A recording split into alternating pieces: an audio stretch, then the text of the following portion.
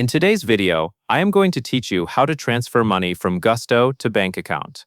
The method we will use is running an off-cycle payroll in Gusto, so the funds are paid out to the bank account that is already connected for the person receiving the payment.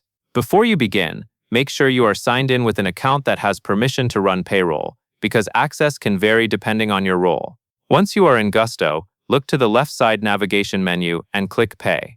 From there, go to Payroll. This is the area where you can create and manage payroll runs, including any extra payments that happen outside your normal payroll schedule.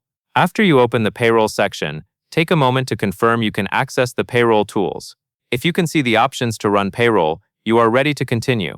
If not, you may need an admin or payroll manager to update your permissions before you can proceed.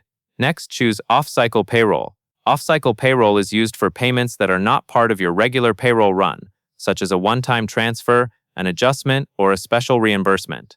Now you will select who will receive the funds.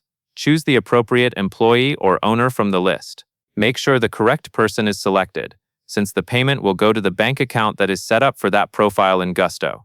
After selecting the recipient, enter the amount.